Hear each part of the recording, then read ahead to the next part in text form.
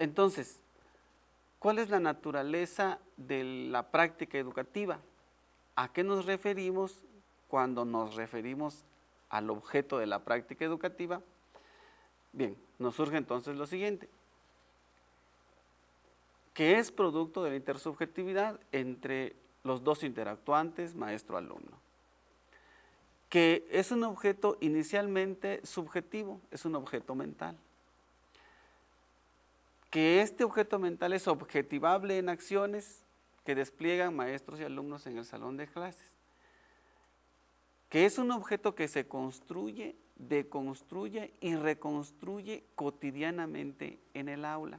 Esas partes son muy importantes porque es la parte que nos indica a qué nos referimos cuando hablamos de práctica educativa, que es una interpretación del sentido de las acciones mutuas, maestro y alumno, y sobre todo que estas acciones mutuas, interacciones mutuas y sentidos mutuos que se construyen son objetos contextuados, están situados en espacios sociales específicos.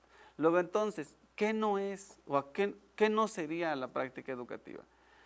Que no es un objeto físico dado, que no preexiste a nuestros seres mismos, que no es inmediatamente palpable, porque no es un objeto físico, por lo tanto no tiene cualidades físicas de temperatura, calor, grosor y cosas así. Es difícilmente mensurable y no es una entidad fija y única. Entonces, definido así, de este modo, nos preguntaríamos, ¿conocemos ese objeto a que se refiere cuando hablamos de práctica educativa? Y estas preguntas son las que, en el supuesto de que sean negativas, son las que darían sustento y darían viabilidad justamente a convertirlo en objeto de investigación. Aquí está. ¿Conocemos el producto de la intersubjetividad entre maestros y alumnos y entre alumnos? ¿Estamos ciertos que lo que objetiva el alumno en acciones es el producto de la intersubjetividad? ¿Estamos ciertos que la acción del alumno objetiva la intención educativa del maestro?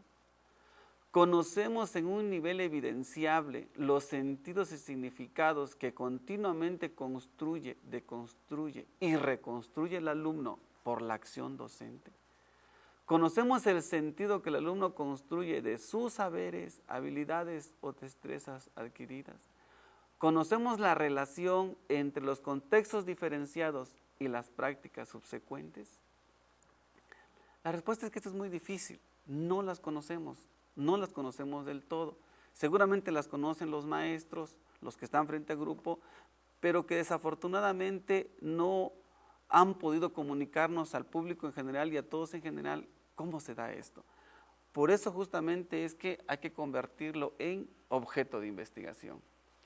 Luego entonces, la práctica educativa tendría como elementos sustanciales, como elementos importantes,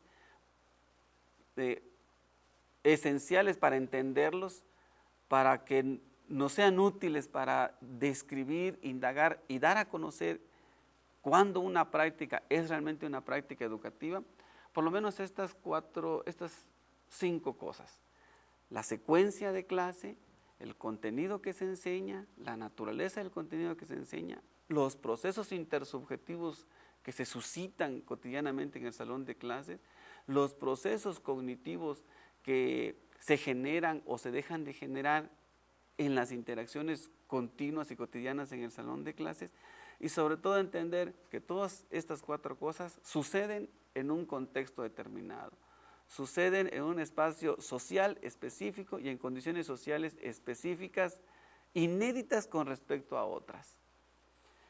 Luego entonces, si esto es lo que podríamos inicialmente entender como algo que está relacionado con la práctica educativa, como objeto de investigación o como objeto de innovación, entonces los referentes teóricos, epistemológicos, que nos serían útiles para entender, para indagar, para construir conocimiento acerca de este objeto llamado práctica educativa, serían por lo menos estas cosas estos referentes teóricos que están aquí.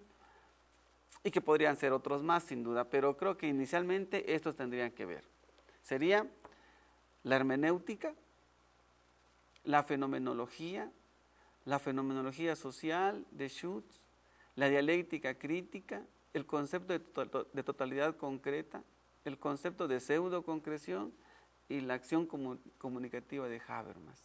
Es decir, una articulación de conceptos que provienen de la dialéctica materialista y otras que provienen de la hermenéutica y fenomenología, que son los que nos darían elementos sustanciales para poder construir conocimiento acerca de lo que es la práctica educativa y aportar conocimiento a esta gran rama de la ciencia educativa que está todavía un poco oscura, difusa, no conocible por todo ni por todos, y creo que ese aporte, ese gran aporte lo podrían hacer los docentes, puesto que son los que cotidianamente están en el aula enfrentando estos dilemas educativos.